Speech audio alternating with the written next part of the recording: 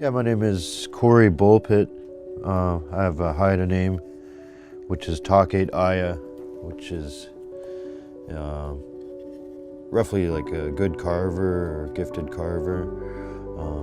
Been doing art pretty much my whole life,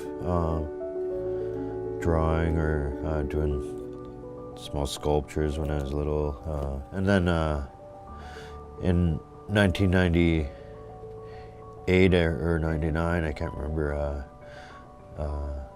I started an apprenticeship program with my uncle, Christian White, doing Haida carving, or Haida style carving, and doing a bunch of traditional pieces for our dance group. And Christian's father was Chief of Densu, or Eden Shaw, known as now, taken, a name hereditary from Charles Eden Shaw, who was my great-great-grandfather. I think for me, Charles was one of the first kind of contemporary artists of Canada, really, using a true art form from this country and also changing to go with the times, making like compotes or different types of dishes or plates or, things of kind of more European manufacture, but using argillite and traditional motifs and mediums, or, silver spoons, or, what became a silver bracelet trade, which he was kind of highly part of that. So this piece here is a argillite pole by Charles Edenshaw. Not sure the museum knew they had it exactly. Just right away when I saw it, you could tell his style.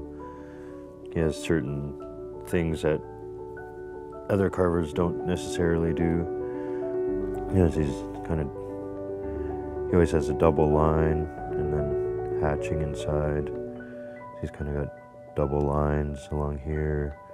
For me, it's good being in Vancouver to be able to, go to the Museum of Anthropology or the Royal BC Museum or Vancouver Museum. But for Haida people that are not in the city, it's kind of hard for them to see. Every single thing, that we made was used for recognition, basically, of who you were, your ancestry, your clan. Your bowl had your clan history on it, or your spoon had your history on it, or the clothes you wore, or your hat. Every single thing was embellished with these kind of clan emblems, which were, who you were.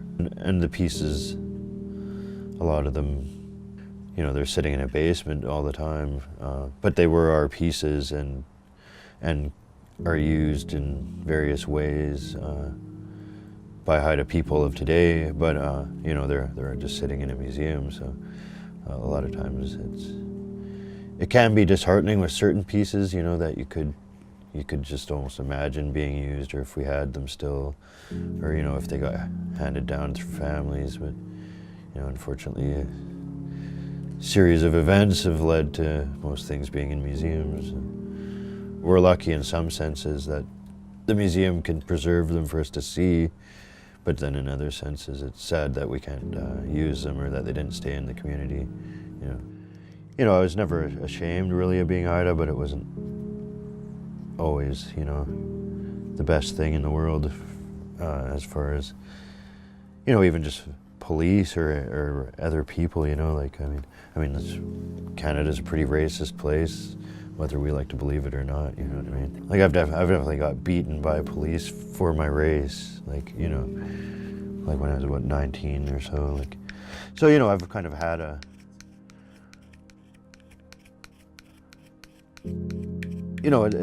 it's a hard place to be.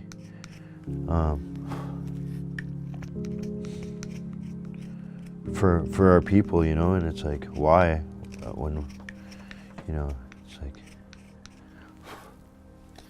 I don't know. It's just funny that we've never really gotten respect from the government or the police or, or even the general Canada population gives us, a little bit of acknowledgement nowadays with reconciliation. But there's not much change, you know, and people were taught not to have a pride in their culture for a while, you know, so a lot of people still did, but a lot of people kind of were taught not to, you know, and I think my son, you know, I have like a 10-year-old son, and I could see his generation, you know, I think are like the first, to me it feels like the first Haidas that are kind of born proud to be Haida again.